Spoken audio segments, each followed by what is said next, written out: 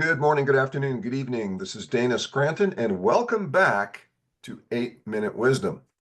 Now, we just came out of a series of episodes where we were talking about the 6 basic human needs, how to apply them, what they are, how they work, and how we overlay them onto the 6 elements of human wellness, all of which to help you to elevate the lives of the people that you serve in this world, as well as to maximize your opportunity for success. Well, today we're going to get back on track with some of the wisdom that entrepreneurs use to succeed. And today the title is Why the Obsession? Now, what obsession am I talking about? Well, it's the obsession that is taught by many, most notably Napoleon Hill, going way, way back to the 20s and the 30s, when he started to develop his philosophies, his ideas.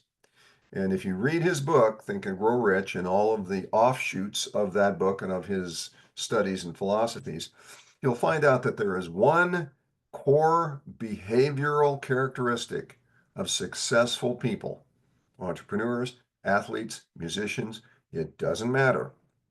There is one core element. The same core element was taught by Wallace Wattles in his book, The Science of Getting Rich, published back in 1910. Okay. Now, my personal opinion is that Napoleon Hill and the people of his particular era got a lot of their wisdom from the people back at the turn of the century, the 1900s. That 1910 book of Wallace D. Wattles contained a lot of powerful wisdom that you will find as threads throughout all of Napoleon Hill's work. But the bottom line is this obsession I'm talking about, we're going to get into with a simple set of slides. Now, let me just get to it so we can capture it. All righty. Stand by and we will pull it up. Just want to make sure we're there. There we go. Okay.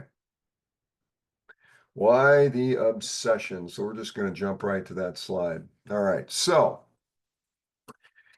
here's the key. Here's what is taught by many of the most successful success coaches that you'll ever meet. Top of the list. Successful entrepreneurs keep their purpose, vision, goals, and objectives foremost in their mind. In other words, they're thinking about it all the time. They're running over the things that they're going to do in their mind. They're seeing, they're feeling, they are tasting the success. And they do this with a fire of desire and a power of gratitude for having achieved that which they have yet to achieve, but are so certain that they're going to, that they've painted the picture and created the images and the vision in their mind of living the life of having already succeeded. Now, for only this practice of keeping your vision, your purpose, your goals, your objectives, your desires foremost in your mind, and doing so with desire and with gratitude, can you connect yourself to the universal intelligence and all the possibilities and outcomes that come about from that connection. Because through that is where your definite chief aim is manifested. Now, we're not going to get into a philosophical talk about what all that means, but here is the core element of it. And I'm going to bail out of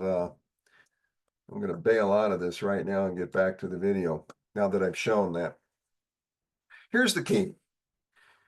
When you put something in your mind and you focus on it with obsession, you relentlessly focus on it, you build the image, you see the details, you feel what it's like to own the success that you as an entrepreneur want to know, to feel, to achieve, as well as, if you want to really put icing on the cake, feel what it's like for your customers, your team members, your affiliates, associates, to be living the life of their dreams because of your purpose and your vision being manifest. Think about that. That's the key. Now, many times in my life, I have had that experience. Like many humans, I've got to admit that I end up drifting and being distracted.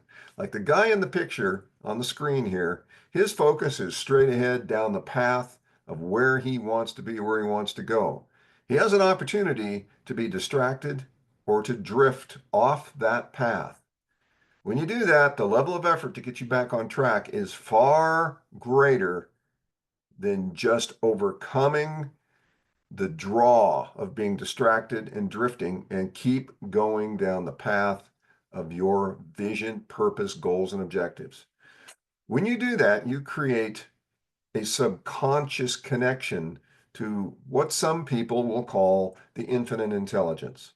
Call it what you will. Call it the quantum field, the 0 point field.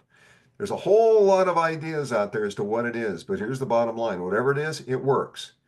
When you keep your desires to achieve that which you have crafted as your purpose and vision, you keep those desires in your mind, motivating you, burning you, keeping the images of what it's like to actually have all of that now.